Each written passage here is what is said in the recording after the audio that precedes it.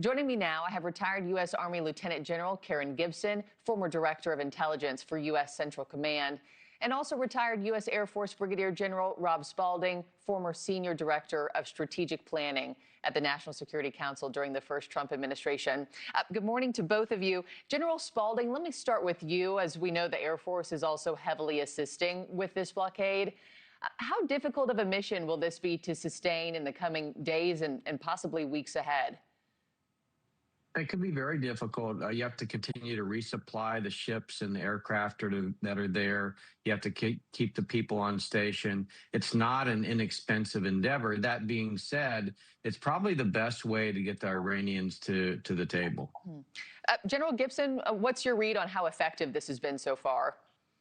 So I think it's been very effective in achieving the military aim of ensuring that some of the vessels that have links to Iran are not exiting the straits.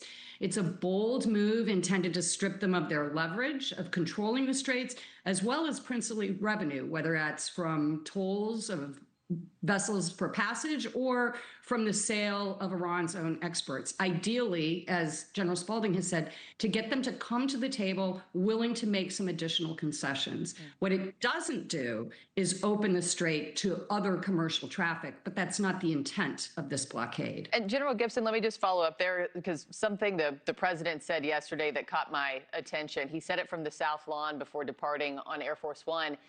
He said that he believes that we actually have a very good relationship with Iran right now, and that the blockade may be even more powerful than the bombing itself. Do you agree with the president on both of those claims there?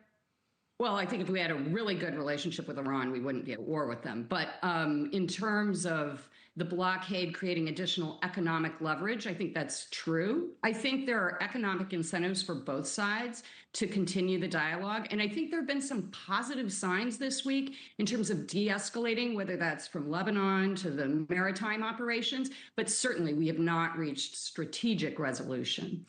General Spalding, I know the Pentagon came out with a strong warning this week. We just saw that latest briefing yesterday. A strong warning to countries that want to test this blockade of the Strait of Hormuz. Also this week, you have China claiming it's complying, it's not sending weapons to Iran. Do you think China will continue to comply here? And do you believe them? Absolutely. They'll continue to comply. In terms of, do we believe them not assisting the Iranians? Absolutely not. They've been doing it continuously, as they have with Russia and North Korea.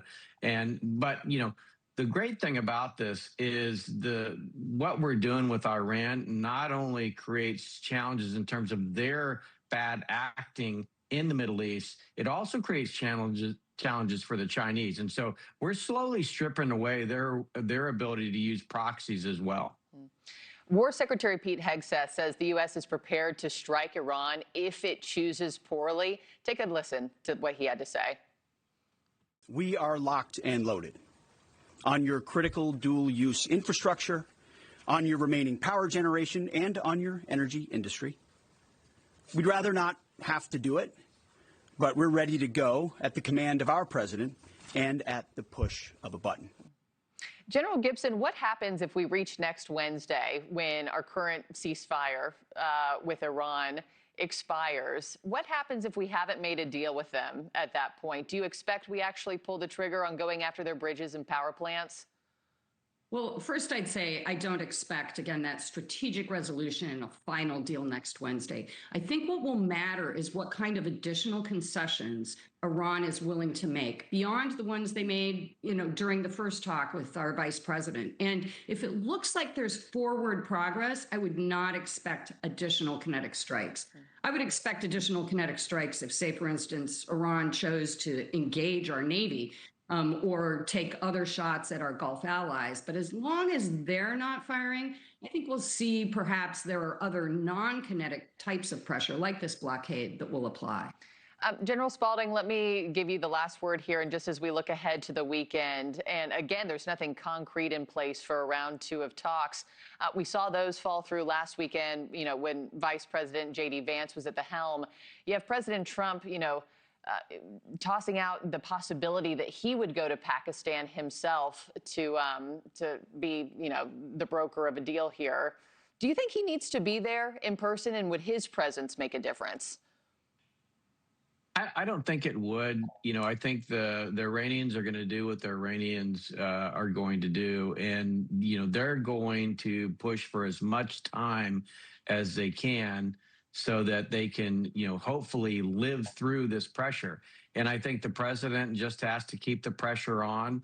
I think actually maybe visiting with them would give them a concession that he probably should keep for a later time.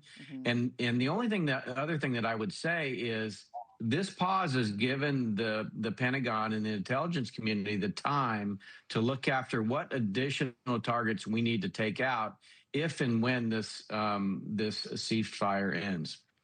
We'll see what the next 48 hours have in store for us. But in the meantime, Brigadier General Rob Spalding and Lieutenant General Karen Gibson, thank you both for your time and your expertise this morning. Greatly appreciate you.